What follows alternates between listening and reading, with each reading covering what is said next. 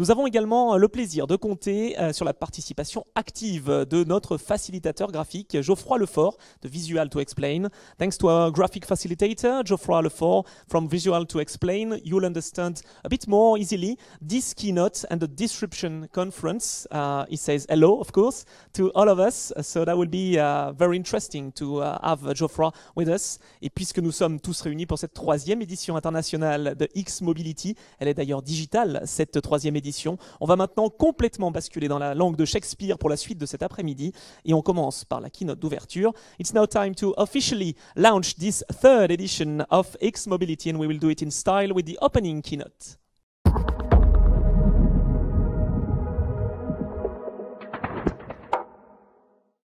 For this opening keynote, I have the pleasure to welcome Mr. David Carvalho, a Senior Vice President Experience Design at Pininfarina, to share his view with us about mobility in post-COVID world. And just before giving you the go, David will watch together a quick video celebrating the 90th anniversary of Pininfarina. Pininfarina has been designing the future for 90 years. The future of people, their dreams and desires.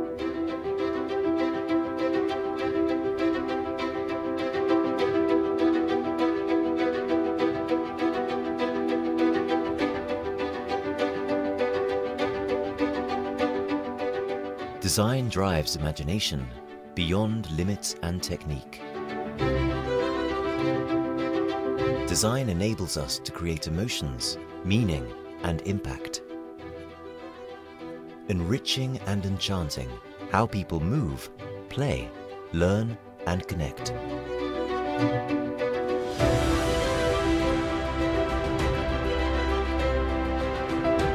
We combine an innate Italian sense of beauty, balancing it with technological and business innovation, but also ethics.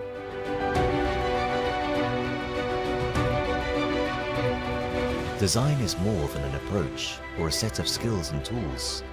It is a mindset to interpret the world and to decide how to behave collectively to craft material and immaterial experiences, now and into the future.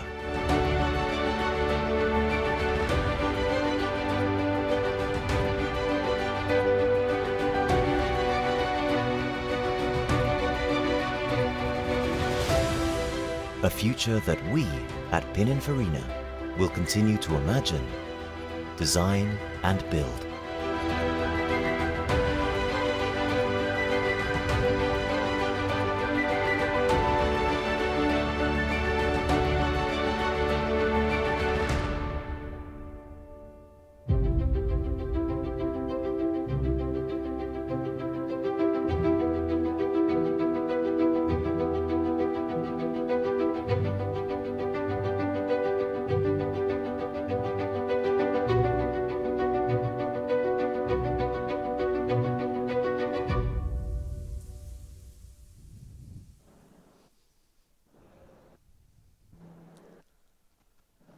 What a nice video, of course. David Carvalho, I'm happy to have you, of course, and it's now the time of the opening keynote for us, and of course, speaking about the mobility in a post-COVID world. How are you, David? Fine, thank you. Very well. Thank you very much for this opportunity to start this conversation with you.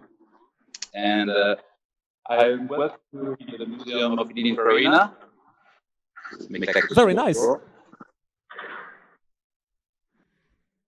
We are part of the history with you, David Carvalho. Exactly. I will start to say thank you. It's mobility for this opportunity for this opening.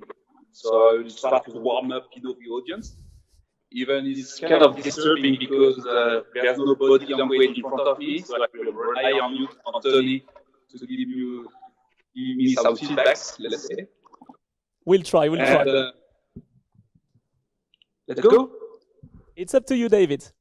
Thank you. So can you display the next slide, please? Because I take the opportunity of these 9 years of experience, before looking into the future, I believe we need to have a look on the past.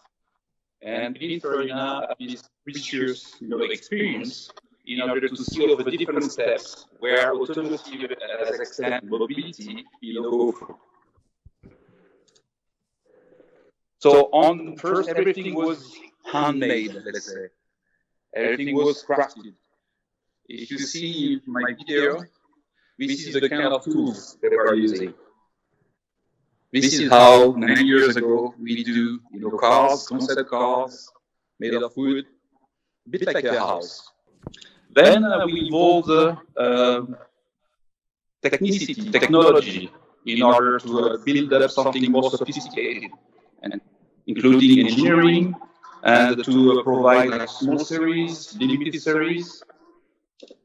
And then we moved to the next stage, involving digital tools, in order to make the right symbiosis between design and technology, in order to engineer products which is more sophisticated, to provide safety, and much more in terms of to improve different technologies there. Then we move to like a more international, capability. We become a brand. So that's why many car manufacturers rely on us in order to create a piece of art, in order to have like this brand awareness for their customer, and also to provide this capability worldwide. Of course, we do a lot of innovation in order to challenge the future of automotive, and we did many concept art. We have few of them here. So in terms of styling, combined with great innovation.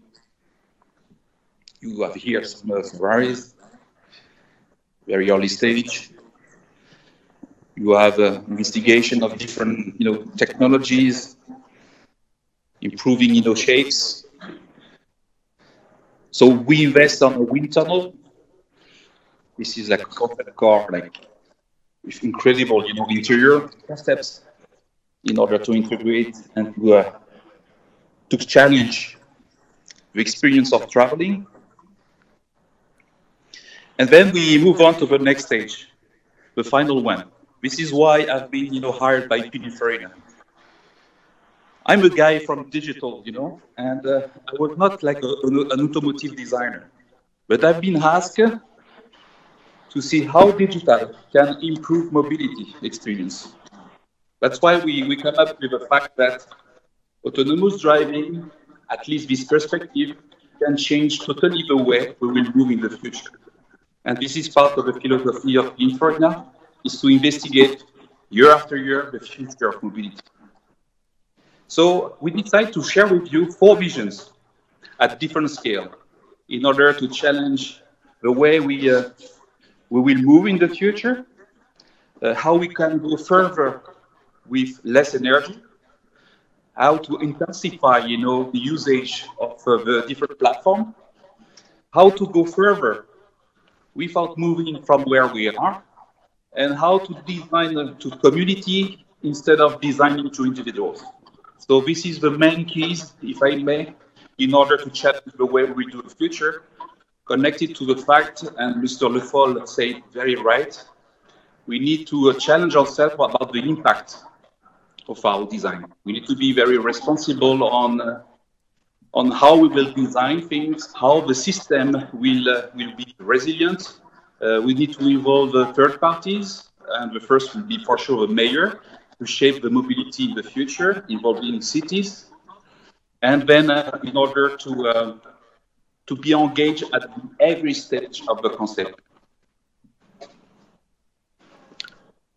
So, can I have my first slide? Perfect. So this is the first one. This is like an illustration of the fact that since we are moving to an electric platform, we have a lot of freedom. We have a lot of freedom to see how we can use it upside down at the exterior, at the interior, according to the moment, the context, and we have now this technological capability to make a modular thing. Thanks to this platform, to play logistics, to play entertainment, transportation of people, and to have like a dedicated services at the right moment, with the right people, in the right context.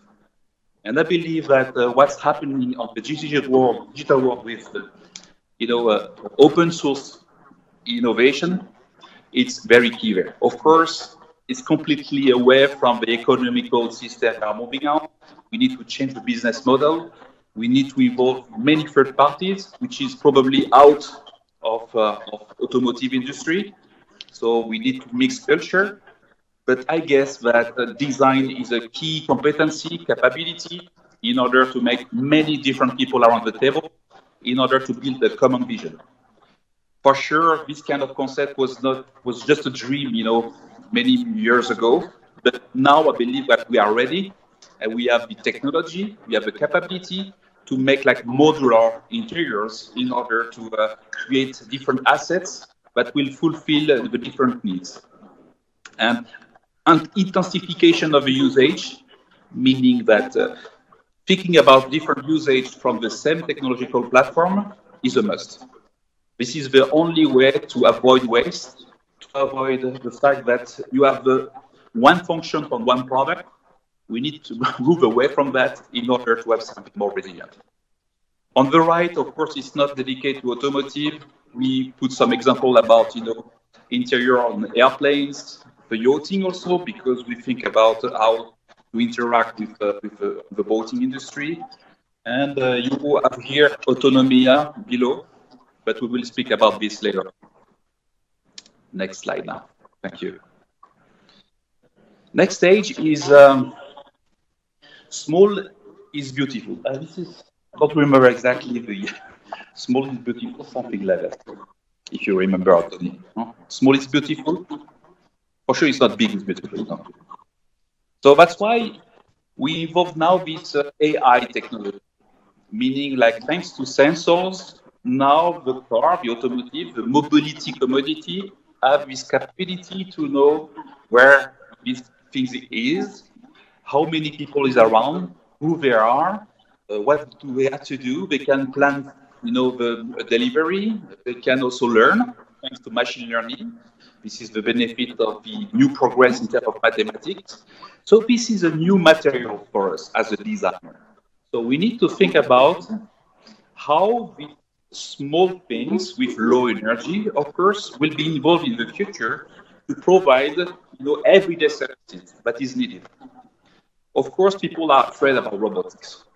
And we are pretty much into the perception of this technology, of AI, and what is the impact in terms of behavior. Because at the end, we will not solve the dioxide of carbon emission issue with another piece of technology. Because this, for sure, will be sophisticated and will involve even more energy consumptions. So my belief, we need to work on people perception in order to convey the right behavior, in order to be more resilient. I think we need technology to do that.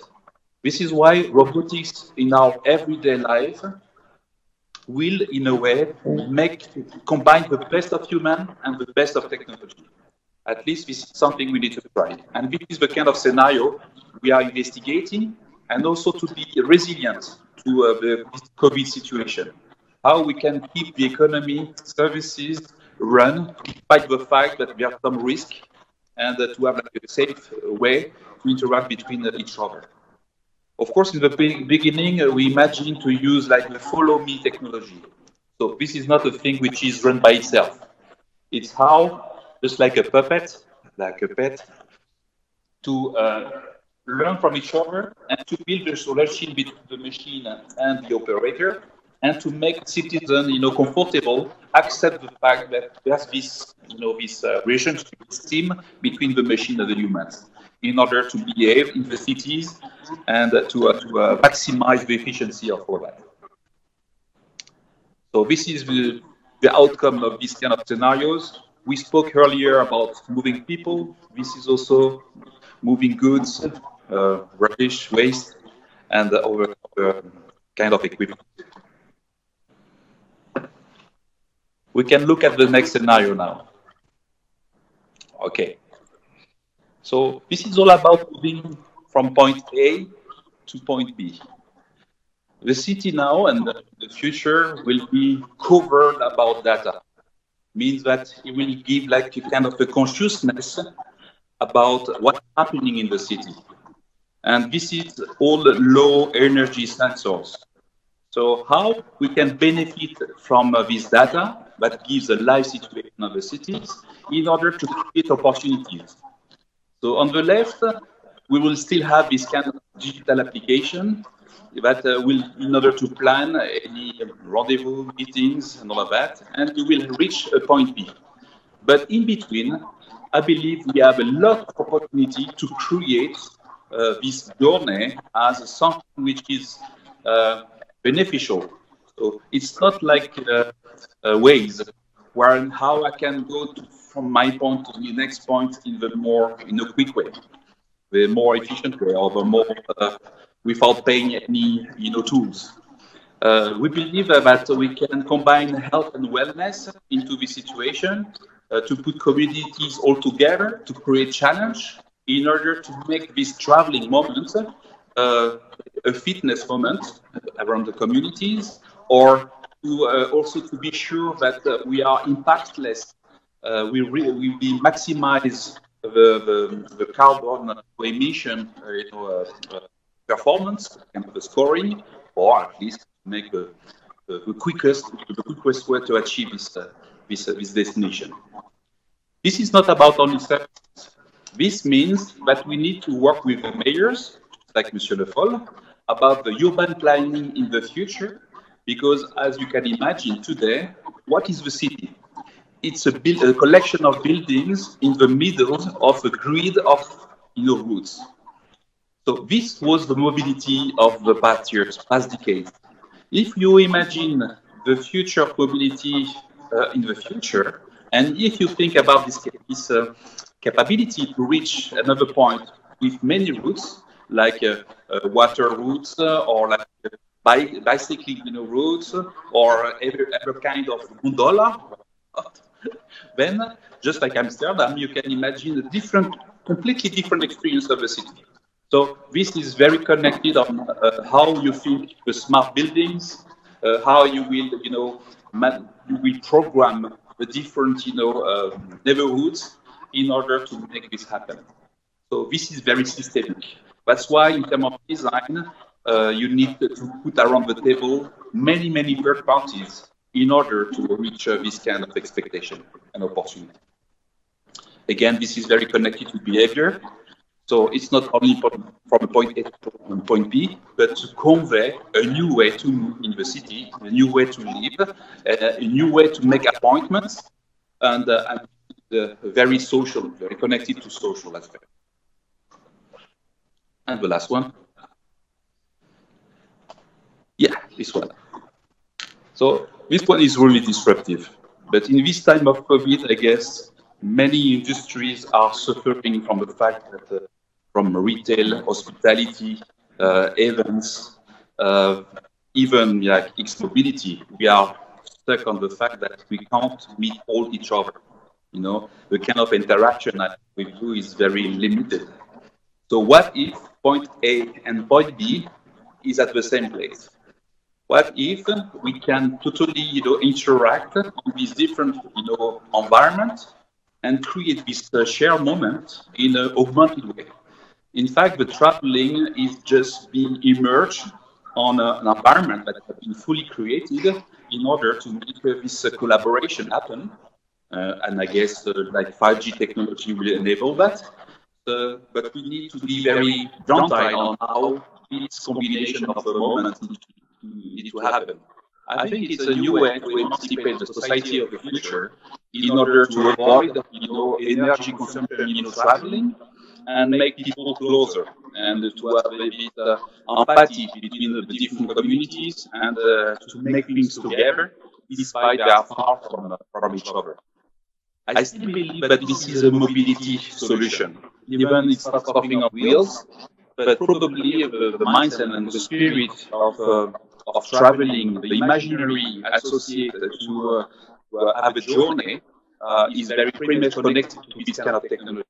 How we will include this immersive sensors, 3D scanning, low CG is something that we need to involve in this transition also with different mobility actors. So in a resume, this is the four main vision at different scale, from a different perspective. We are thinking about within Florida. We are sharing with our partners in order to make it happen. And basically on all projects, and I just illustrate here a few of them, we have a piece of this vision. It's a transition to move forward and how to involve digital, AI, physical world all together in a nice way and still keep the emotion at the core in order to drive acceptance and also to create the right behavior. Because again, I don't believe technology will solve this situation of dioxide of carbon emission. We need people behavior. We need to change the way we behave, and for that we need to have a vision about the society of tomorrow. Of course, we will lose some aspects, but we need to be attractive of the next one. And of course, it's all about at the end. Thank you very much. Opening keynote. Thank you very much, David, Senior Vice President Experience Design at Pininfarina. That was very interesting, and it's a sort of course, taking the problem and having a different perspective to it. So we'll have to discuss a little bit more with the round table. I know you're ready for that. So thank you for this opening keynote. That was really interesting. But before speaking about disruption, David, let's remind all our followers that we are waiting for your thoughts and questions for the round table just after the following conference within a few minutes. Thank you very much. Really, you stay with us, David? I have to? Yes, okay. You have to. We have my team waiting for me, but yeah, we'll wait. I still have some battery, so I can. See you later, David.